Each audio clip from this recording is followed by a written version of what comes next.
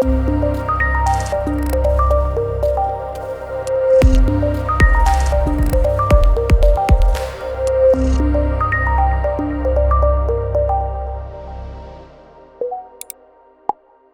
principles of harm reduction are incredibly important because the people that we are working with or serving, or however you choose to describe it, are people who have lived through 50 years of a drug war that was based in discrimination and stigma and misinformation.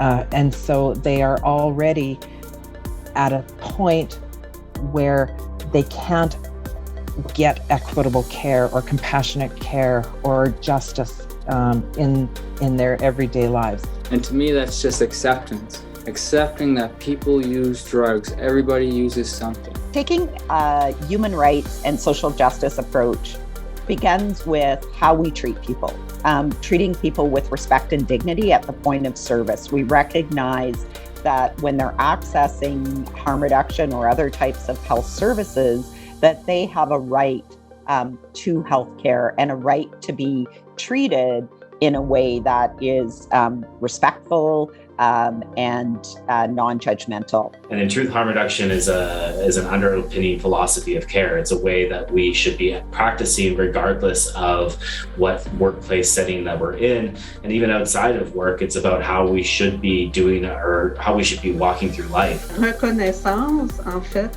de l'usage de drogue comme étant une caractéristique qui fait partie de notre société, qui ne devrait pas être judiciarisée comme telle, comme comportement, fait partie des bases, je pense, de l'approche macro en réduction des méfaits. It can mean a lot of things, including actually meeting people where they're at, like bringing services to people to places where the services previously weren't available. But at its core, it's about checking your biases, and it's about understanding that your priorities and your goals and your beliefs on what the person you're working with should be doing mean absolutely nothing. It's about person-centered care, and it's about what that person actually needs and wants. Meeting people where they're at, but not leaving people where they're at. And it kind of goes back to those little wins, right? It's not about kind of dragging them into treatment or into a shelter or into, wherever you think they should be going. It's kind of empowering them to make the decisions. In the non-judgmental approach, we actually have to tell someone, like, I know where you're coming from, or I at least can understand, and I have that compassion.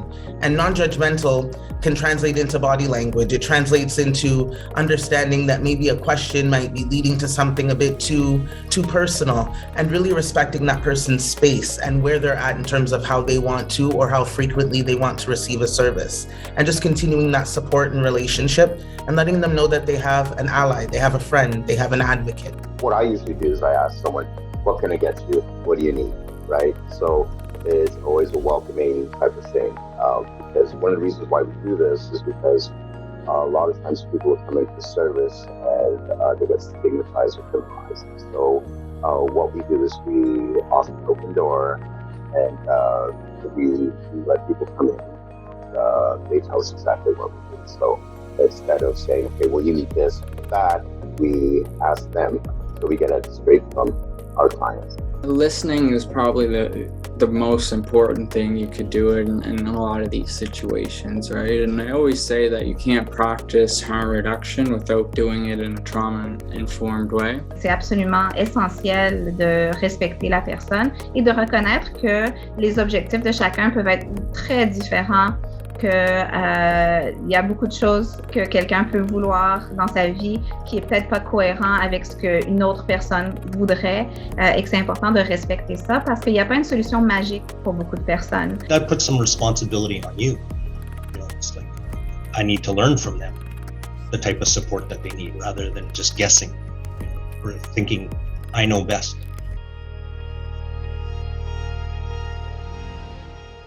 Harm reduction practice is evidence-informed, and it's really important to reflect on that evidence base that underlies not only all of our harm reduction interventions, but harm reduction as an approach. Harm reduction evidence has been growing and building, but we don't have always consistent implementation of that evidence in either policy or services. C'est que souvent, ça commence par l'expérimentation, ça commence par la pratique et par la suite, c'est venu être appuyé par des données probantes.